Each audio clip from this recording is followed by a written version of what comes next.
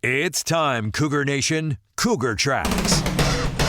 The best season analysis with BYU insider Mitch Harper on KSL News Radio and on video every day on the YouTube page for KSL Sports. Welcome into Cougar Tracks here on the KSL Sports YouTube and KSL News Radio, your legacy home of the Cougars. It's a Friday, December 12th, and I am your BYU insider, Mitch Harper. Happy to have you on board to the show, wherever you're watching or listening to the program. BYU football is back to practice after a little bit of a break after that Big 12 championship loss to Texas Tech. They've returned to practice, gearing up for the Pop-Tarts Bowl against number 22 Georgia Tech on Saturday, December 27th. Kickoff at 1:30 p.m. Extended pregame begins at 10 a.m. for the Cougars and the Yellow Jackets, and a notable player was not participating in practice on Thursday, and that's our top story of the day. The top story of the day. The biggest story in the world of BYU sports right here on Cougar Tracks. BYU quarterback Bear Bachmeier did not participate in practice on Thursday. If you go back to the Big 12 championship game, that first drive of that loss to the Red Raiders, it was the play right before BYU scored a touchdown. Bear got shaken up. He was tackled by Lee Hunter. Roberts up high, but Bear's left ankle, he was shaken up a bit. He was limping during that game against the Red Raiders in that loss in Arlington. And then there were photos this week on social media of Bear and his teammates in Utah County at an Olive Garden, and Bear was seen in a boot. So naturally, the big conversation with offensive coordinator Aaron Roderick with the media was centered around Bear Bachmeier and his status, and this was that exchange with BYU's OC. So was Bear able to practice today? No, not today. He'll play in the game though, but he didn't practice today. What's he dealing with in terms of the severity of that? It's not severe. He's fine. It's not severe. So what gives you the confidence that he will play in the game? Just that? Yeah, and all the medical people, himself, everybody, he's good. It's not anything anybody's worried about.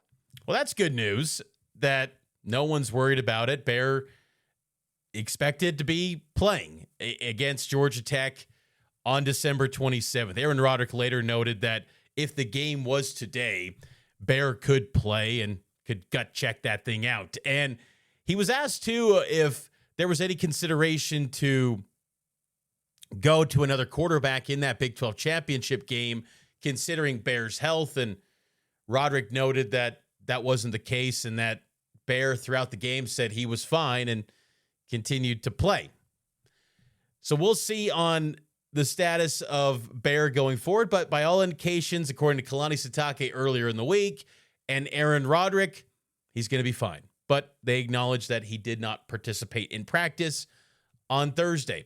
You know, I will say, too, when it comes to Bear and his health, if there's any cause for concern, and I know that they said in that clip, Aaron Roderick did, that there's no concern.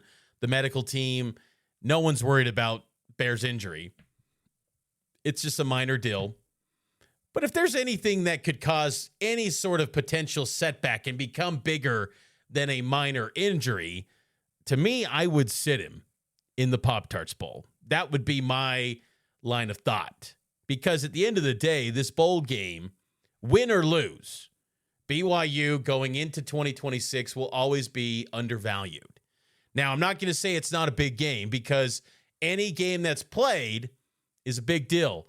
Go lose a game and then tell me it's not a big game. 2017 UMass. It's not a big game. Who cares? You lose it. How'd you lose to UMass? Independence Bowl 2021. UAB, not that big of a deal. Who cares? You don't even want to be there. Who cares? Lose it. How'd you lose to a team that self-imposed a death penalty a few years prior?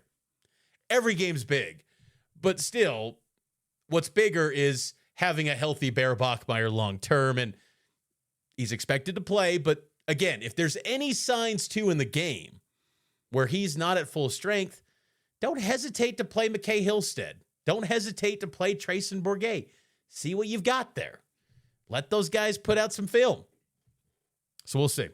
But that was positive that all indications still point to Bear Bachmeier playing in the game. And look, I know Kalani Sitake and his staff sometimes get grief for the way that they handle injuries, which I don't think's been fair, because I think this year they've been pretty transparent. One, with the availability report, but two, I think anytime we ask the coaches, they're pretty candid. They're pretty open and transparent when it comes to those injuries. That's been my experience this year. In the years past, maybe there was a little bit more gray area. It's like, is he going to play? Is he not? Hey, they're saying he's going to play. I think you take it for what it's worth there and say he's going to play. We'll have another check-in next week with BYU coaches and personnel in preparation for the Pop-Tarts Bowl next week here in Provo, but it was good to be back inside the indoor practice facility. The team had Pop-Tarts waiting for them after practice concluded. Some of the media got a chance to grab a box as the players left the indoor practice facility. There wasn't much left, so I ended up going with a chocolate fudge one. Personally, my favorite is raspberry. That's my favorite, but I went with chocolate fudge. I was like, okay, I'll take this one. The hot fudge sundae is pretty good too. Always enjoy a good Pop-Tart. And I don't mind the Pop-Tarts even being cold too. I don't need to warm it up. Just give me a Pop-Tart right out of that silver package.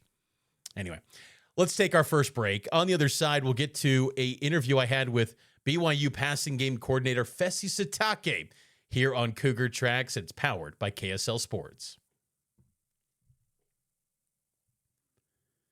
Welcome back into Cougar Tracks here on the KSL Sports YouTube page. Every day, Cougar Tracks is daily giving you the latest in BYU and Big 12 sports talk here on the program. So I appreciate all of you for being on board daily, subscribing to the show, subscribing to the KSL Sports YouTube, liking this video.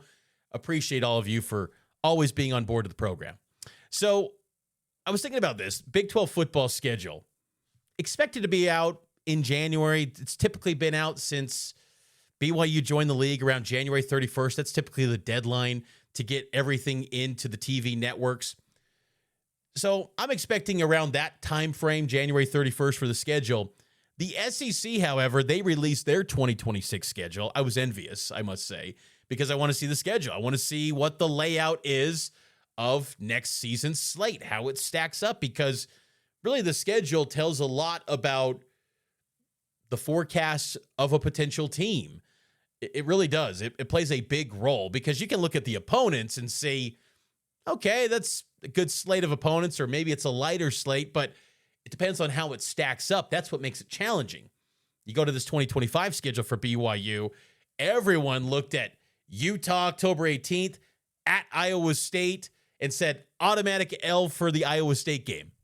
BYU proved those people wrong, but it was tough logistically for that game. And BYU started slow in that Iowa State game. And then 2 weeks later, they go to Texas Tech. Now, if you spread those 3 games out, maybe it's a little more manageable. So the schedule plays a big role in the potential ceiling of teams. I'm a big believer in that. And right now, in the first handful of years in the Big 12, in this 16-team era of the conference, they've been going by the schedule matrix that they created right after the league expanded to 16 teams. They rolled it out for 2024, 25, 26, and 27. 2028, it's a clean slate. They don't have anything on the books yet for the opponents at that time. The SEC in 2026 is beginning a 9-game conference schedule with 3 annual opponents every single year.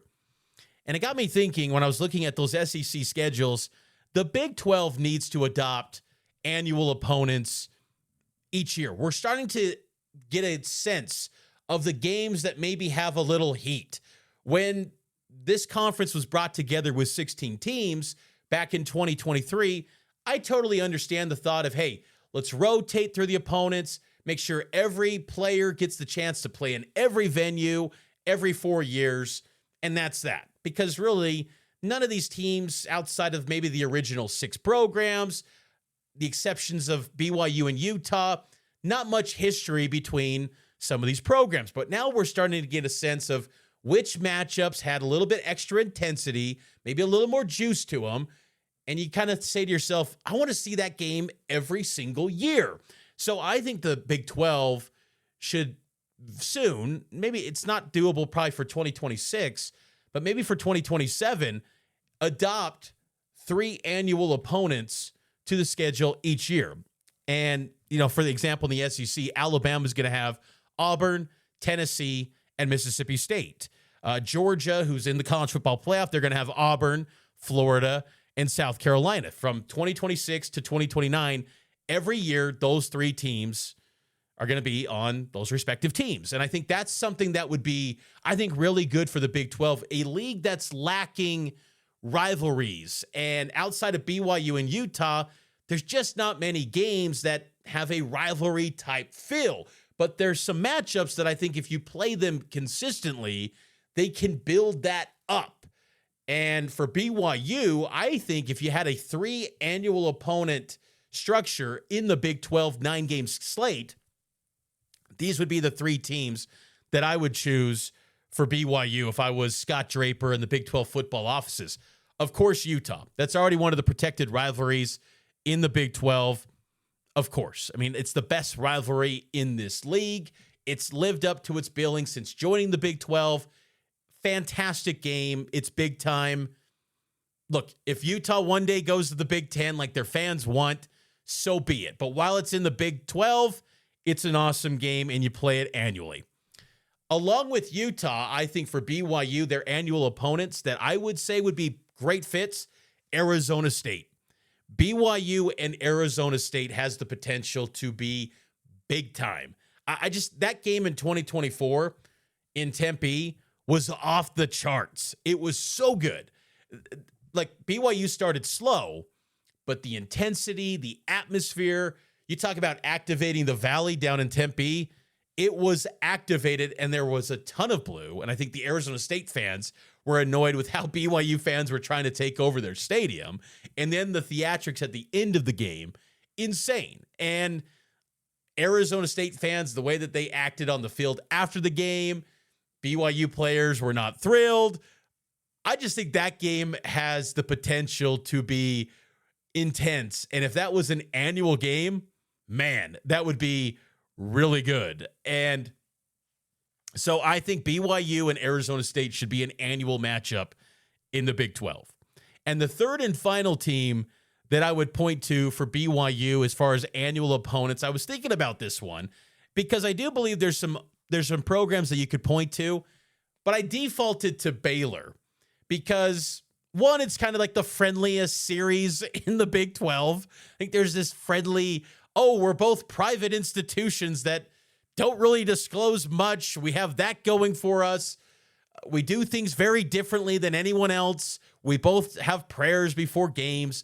Like, they lean into their identities. And I just think that there's some sort of kind of like friendly collaboration between BYU and Baylor. When BYU transitioned to the Big 12 in 2021, they had that game in Waco, and Baylor was just really supportive of BYU, and they had those flyers that were the comparisons between the two schools. And even the first basketball game for BYU on the road in Big 12 play was at Foster Pavilion, and there was a welcome to the Big 12 message from Baylor to BYU. And I think the games have been good. 2021, 2022 was a classic in Provo. In 2024, that was a great game that came down to the wire, needed a Crew Wakely interception to seal the game after BYU started up 21-0. It ended up being a one-possession game in Waco, but I think that would be a really good game. And there's just kind of a familiarity with those two programs, the way that they operate. I think it makes a lot of sense for that. So I'd say Utah, Arizona State, and Baylor, 3 annual opponents. And for BYU, it'd be nice to have an annual Texas opponent. I think that would be really great to have some sort of Texas presence every other year. That you can guarantee your roster, hey, you're going to go to Texas. I know it's a massive state, and West Texas and Lubbock is far different than Waco. So it's a far-reaching state, but still to know every other year you're going into a spot in Texas to tell recruits that are from the state of Texas. So that would be the 3 opponents that I would pick if I was the Big 12 for BYU. Here's some of the others that I would give to the rest of the Big 12. Arizona, I would say Arizona State, Colorado, and Utah kind of lean heavily into the four corner schools there. Arizona State, along with BYU, you keep the Arizona rivalry, which has protected the Territorial Cup, and then also Utah. Utah and Arizona State have no love loss either. That's kind of a heated matchup, too, from the Pac-12 days and now in the Big 12. And look, the series between BYU and ASU and Utah and ASU goes back to the WAC days. So there's a long-standing history between those institutions. Baylor, I went with BYU, TCU, which they call the Revivalry, but they've tried to pivot to now the Blue Bonnet Bash or Bowl or whatever they call it now, and Texas Tech for Baylor. For Cincinnati, focused heavily on geography with Eastern time zone matchups with West Virginia, UCF, and then also, let's see here. I think I had a typo here. Colorado, I went with Arizona, Kansas, K-State. Houston, Texas Tech, UCF, TCU. Iowa State, K-State, Kansas, Cincinnati. Kansas, K-State, Iowa State. You got to have, that Sunflower Showdown every single year, which is a protected matchup already. Iowa State, Colorado as well for Kansas. Going back to Iowa State, you got to have Farmageddon. That's going to go away. And I think that's one of the reasons why you want to have these annual opponents in the Big 12. K-State, Iowa State, Kansas, and Colorado. I put Colorado with the Kansas programs because that old Big 8 history. Colorado probably wants a presence in Texas, I would imagine. So maybe you think maybe TCU potentially with Colorado, but I kind of leaned heavily into the Big 8 history, but maybe that wouldn't be the go-to move there. Oklahoma State, West Virginia, Texas Tech, TCU. TCU, Baylor, Oklahoma State, Houston. Texas Tech, Baylor, Houston, Oklahoma State. UCF, Cincinnati, Houston, West Virginia. Utah, BYU, Arizona, and Arizona State. And then West Virginia, Cincinnati, UCF, and Oklahoma State. So that's my recommendation for annual opponents if the Big 12 adopted that model like the SEC did with its scheduling going forward. Because, again, I think you're starting to see some potential for matchups that have the ability to evolve into rivalries and become must-see TV events. Imagine BYU and Arizona State in 2025 this year on the heels of that 2024 matchup. You take a year off and it just loses a little bit of the luster of the matchup.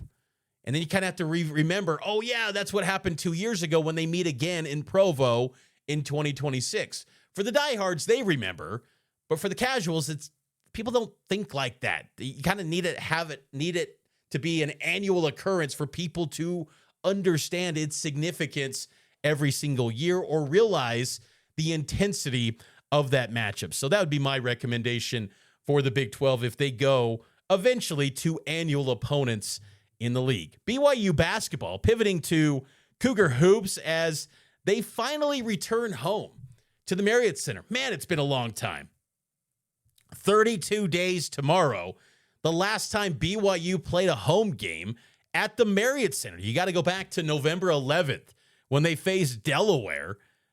It's been a long time since they were at the Marriott Center. They've been in NBA venues across the country since then, but now they're back home and they're getting ready for a 4-game homestand, and it begins with UC Riverside on Saturday night. Tip-off at 7, pregame at 6 on ESPN Plus, and right here on KSL News Radio. UC Riverside is not that great. They're basically a new team. They've got a new head coach from compared to last year's team which BYU faced. Remember, this was the game where Nate Pickens, BYU guard, who's out for the season, he was part of UC Riverside last year. And UC Riverside back in the Marriott Center for the second consecutive year. New head coach for the Highlanders and kind of a new roster as well. 13 new transfers, I believe, for UC Riverside. They're a 5-5 team. It's their first game against a top 10 opponent in 19 years. Their new head coach, Gus Argonal, previously at Division II level. Their former head coach last year, he went to Fordham, so he left in May. They've got an assistant coach on their staff who's Eric Musselman's son, Matt Musselman. And pretty big team. Entire starting lineup for the Highlanders is 6'4" and up. So They got good size, but they have no minutes continuity. They're near the bottom nationally in college basketball. It's still a new team that's trying to figure out who they are as a squad, and probably not the best recipe to try to figure out who you are against BYU in the Marriott Center. And these are opportunities, I think, for Kevin Young to really start to figure out what his second unit is going to provide and maybe give them some rhythm, some confidence heading into Big 12 play. I think that's the value of these next 4 games, to possibly establish that. Tyler Moroz, Alexei Kostic, Hadim Boop, Dominic Diamande, Mihailo Boskovic. Get those guys settled in and get into a rhythm to really start to build up some confidence that they can consistently perform going into Big 12 play. Hadim Boop, I think, has done an excellent job defensively, and I think you can count on him every single night to be a guy that provides a lot of value on the glass and defensively. There have been times where when he's on the floor, they've given up a little more offensive rebounds, but still, I think Boop has done a really nice job for BYU, and I like what he provides every single game. But the rest of those guys, it's really hit and miss. And BYU, the last handful of games, they're not getting much from their bench offensively. And Moroz and Kostic and Boskovic, they've got to be guys that can, hit some threes. When you're paired up with guys like DeBonsa, when you got passers like Rob Wright and even Richie Saunders, you got to have shooters on that floor around those guys. And there's going to be games in the Big 12 where the whistles are heavy and guys are getting 2 fouls before the 16-minute mark in the first half. And you're going to have to turn to some of these second-team guys, and they've got to provide some valuable minutes and keep that offensive production going. And I think this 4-game stretch could be valuable for this team to really start to find that rhythm for this second unit and really start to get a sense of who they are, what they can provide every single game. It's been a tough schedule. I mean, one of the toughest non-conference schedules in college basketball. And when push comes to shove, when games are on the line, you're not going to these guys. You're going to go with the top 3 and Cada and Kennard Davis. So there hasn't been many opportunities to lean into these guys and give them some chances, a runway to perform. Let's see what you got. And I think BYU, hopefully they can get off to a fast start in this game to create an opportunity for these guys to really take over the floor and start to settle in and get that rhythm for this BYU team, because you need depth. You need the top end of the roster to be elite, and that's there. And that group is good enough to go get you to as far as this sport can offer in college basketball. But there's going to be some nights, again, where maybe the whistles go against you, or maybe someone's a little bit nicked up. You got to turn to your bench. You're a rolled ankle away from being a completely different rotation. So you need to start to really establish this second unit of what they can be. And I think this 4-game stretch can provide that opportunity for this BYU team. But again, BYU and UC Riverside tips off at 7 o'clock at the Marriott Center. Excited to be back in the MC. It's crazy that we're 2 weeks away from Christmas, and I've only covered one BYU game inside the Marriott Center to this point. Kind of surreal. I've been at games in Vegas and Florida, but only one game so far at the Marriott Center. So looking forward to being back in the MC and getting back to there and getting settled into that front too, covering games at the Marriott Center once again. Final timeout here on the program. Coming up next, my conversation with BYU passing game coordinator Fesi Sitake. We discussed Kalani's new extension, bowl prep, the portal, and a whole lot more here on Cougar Tracks. Welcome back into Cougar Tracks here on KSL News Radio. Mitch Harper here with you on this fantastic Friday. Hopefully all of you have a great weekend coming up. I know a lot of Christmas parties happening this weekend, so hopefully it's a safe and great weekend for all of you wherever you're going to be this weekend. And BYU is getting ready for the Pop-Tarts Bowl in Florida. They'll get to Florida around December 22nd and spend Christmas in sunny Orlando in preparation for the Georgia Tech Yellow Jackets. And a guy that is excited that BYU is settled in with Kalani Sitake is Fesi Sitake. cousin to Kalani Sitake, but they're really brothers, basically. I think they would be more offended if you said cousin rather than brother. And I caught up with Fesi Sitake discussing, well, Pop-Tarts, that extension for Kalani, and this upcoming bowl game against Georgia Tech. Here's my conversation with BYU passing game coordinator Fesi Sitake here on Cougar Tracks. BYU football is preparing for the Pop-Tarts Bowl against Georgia Tech, and here with passing game coordinator Fesi Sitake. Lighthearted question to start off, Coach. Favorite Pop-Tart? Strawberry all day. I don't even think it's close. There's a strawberry, and then there's a huge gap in a bunch of others. So this bowl game prides itself on being the people's national champion. Is this team going to be motivated, you think? You're confident this offense is going to become motivated after a tough loss in the Big 12 championship to go out and get that 12th win? Yeah, I think so, for sure. It's I think enough time has passed where we're, obviously we didn't get what we were hoping, but these guys have turned that around quickly and they're really hungry and for a lot of reasons, not just because they feel maybe we got snubbed, but it's a game to go 12 wins, which hasn't happened. I think it's only been 3 times in the history, and then also to send the seniors out on the right note. There's a lot of factors that make these guys really motivated, so I'm confident they'll be ready. How would you summarize these past 2.5 weeks? There's a signing day, your brother gets a long-term extension, there was a Big 12 championship, now it's a bowl prep. How would you describe all this? Really emotional. It was an emotional roller coaster, and there was a lot of good that came from it, and there were a lot of things to learn from it. And you can never count out that the same kind of events could happen. That so it's a good reference point for a lot of coaches and players, that when distractions happen or breaking news of something, how can you stay level-headed and focus on the task at hand? And so I thought there were a lot of good that came from it, as emotional as it was, and some things to learn. But all in all, we're glad the dust is kind of settled with everything, and it makes us that much more ready for this game.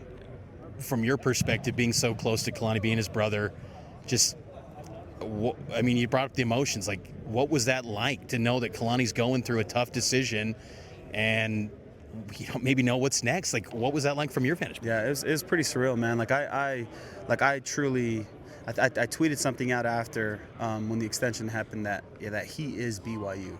And so for me to see Kalani anywhere else was just a really surreal feeling. Like, I was like, I don't know if that can happen. And so for it to be so close, for it to happen it was a shocker, And so I'm just glad that everything happened the way it was supposed to and things got sorted out. But man, I was having a hard time just thinking of him in a different kind of environment and atmosphere other than BYU. And so I'm glad I don't have to follow that thought through. The nice thing is with Kalani, and it's better than anyone, he's so giving of his time and his intentions for everything. Everything has a purpose to level up BYU football, his coaching staff. What does this do for you? I know you probably can't get into the specifics, but what does this do for security for this coaching staff now that Kalani's locked in? Yeah, I think a lot of us, obviously security is a natural byproduct, and people have stepped up financially for players and coaches, and all it's out there, and I think everyone could have read between the lines that was going to happen. I just think a bigger piece is just on a national scale with Cougar Nation, with our players, realizing that BYU can and will compete at the highest level. There's always been a thought around there of the resources are there and they have the support and all that, but there was always just this this lack of a breakthrough. And so I think that was definitely one of the silver linings of just the chaos and the worry and where Kalani was and all that, was just that BYU stepped up in a way that proves that they're willing to compete. And we're, as coaches, I know I speak for players, just really grateful for the people who made that decision and who stepped up and said, no, let's do this, and let's not give a reason of maybe why we're not able to break through. And so excited to see what the future holds with that. And this is an exciting time of the calendar where it's unique when you bring up the future. It feels like there's a little bit of a look maybe to 2026, but also at the same time you want to take care of these seniors. It's a bit of a bridge. Like, how do you as a coaching staff approach these bowl preps where you're knowing that winter conditioning is just around the corner in 2026, but at the same time you got to finish this season off on the high note? Yeah, it's pretty crazy, man. And we know we share a lot of questions / frustrations with coaching staffs and other programs around the country. It's just the way things fall. I know a lot of coaches have been vocal about that. It does make some stuff really challenging, but at the same time we have to accept that other people have those same challenges, and depending where your bowl lands and where you're at in the postseason, there's some factors that maybe make it even a little bit more difficult. But yeah, with the portal window opening up soon, with signing day happening, with coaching changes and turnover. It's just this never-ending cycle of like, holy cow, you got to be ready on all fronts while still preparing for a game you have to play for. And so we've been getting good practice at that. I think every year brings on some new challenges, but yeah, it's something that I hope will change down the road, where the calendar just makes a lot more sense for all programs. And I know it will never be perfect, much like the playoff system is right now, but there are still things that I think can make it a little more efficient. For the players that have already kind of made it publicly, the receivers that they're going into the portal coming up in January, will you let them stay part of the team right now, or are they kind of done now with guys like Don McKenzie and LeMason Waller? Yeah, we've given them the option. They are a part of this team, and I both have elected to kind of just get their ducks lined up, for whatever that next destination is. So we love them. We definitely gave them the invitation to come join us, and even though they both declined, we're both we love them both and are excited for whatever their next chapter is. And along those same lines, do you feel like you got a good sense of where your receiver unit is for next year, the guys that have remaining eligibility, what their intentions are going forward with practice getting back fired up again? Yeah, for sure, and a lot will be determined, especially after the bowl game. There's about a week until the portal window officially opens, and that will be open for 2 weeks. And so with some of these other guys, there's going to be a lot of conversation, and it will be open dialogue. I'm going to give honest feedback to where I see guys after this season, and projecting them in the next season with new guys coming in, us potentially going to the portal, new freshmen coming in. And so there's real conversations that are going to be had, but the players also know this is a chance for them to be very open as well, and we want everyone to be in the best case scenario for them. And so there very well could be some other stuff coming up in the pipeline, but until then, I think we've gotten those guys who announced. The rest is we're going to go through with the bowl game, and after that we'll kind of see how the roster starts to shake up. A few more moments here with Fesi Sitake, and a guy that's really leveled up, I think, this season. And you and both Coach Roderick were hinting at this, I think, to us in the media, but like Parker Kingston stepped up to where maybe he could be a number one guy next year, and he was great, I thought, in the Big 12 championship in the season. What do you think has been the biggest growth for Parker? Well, there's a couple factors. I think one that's glaringly obvious is just the fact that he never played receiver until he got here to BYU. And so there's just been this natural progression every year where he's had to get to know the playbook, work on some of just the little nuances of the position, physically get stronger and faster, even though he was already faster, but playing with his strengths, which is speed and quickness, just all these things every year. Plus you add that on top of, there were just guys who, even though he could have played athletically any year, there were always guys who were ahead of him that were more experienced and were in the position that he was, striving to get to. And so all those factors work to just him having the growth and the development he has. Another piece, which I know he'll admit publicly, is just the him latching onto Chase Roberts and kind of hitching his trailer to him, his process and how he does things, how he studies film, the way he carries himself off the field, his habits off the field when no one's watching. All that stuff has just, Parker's declared to our room, to myself, and he'll never hold back on just the love and appreciation he has for Chase. And so there's a couple other things, but those are the two biggest things that I think have contributed to his growth. And I agree, next year there's no reason why he can't have a phenomenal year that puts him in a position to get a lot of special attention, and I'm excited for him. And last thing for you, Coach, and you brought him up, Chase Roberts, what has he meant to this BYU program? I mean, I remember when he came in off the mission 2021, 5 straight years. I mean, that's I would like to think this BYU program is a place that can continue to produce that type of retention, but you just never know in this climate these days. What has Chase meant to BYU football and your hopes for him going forward after this bowl game? That's the same thing I said about Kalani. I'll say about Chase from a player standpoint, that he is BYU. When I look at the criteria I want in a young man coming into BYU as a receiver, he checks every single box, both on and off the field. A lot of scouts obviously come and they've been watching him, and I talk to all those guys, and anytime they ask me, because I just assume everyone knows how the purity of Chase Roberts and the kind of human he is, but these scouts really don't. They just see film and they know how. So when they ask me that question, I'm kind of like, what is the sky blue? Like, what do you mean? How is he? And so, but it's a chance for me to explain to them, and I'll say the same on record here, that the best way I can say it is if I want my daughter, I have a daughter, if I could check a list of the kind of person I want her to marry, it literally would be someone like Chase Roberts. That's the greatest compliment I can give him. I'm going to miss him. He's had an unbelievable impact on our room, on this university, on me as an individual, and many other coaches. And the sky's the limit for him. I know he's going to have a great future in whatever he chooses to do. I'll love him forever, man. That's BYU passing game coordinator Fesi Sitake. And that's going to do it for this edition of Cougar Tracks. Have a fantastic weekend.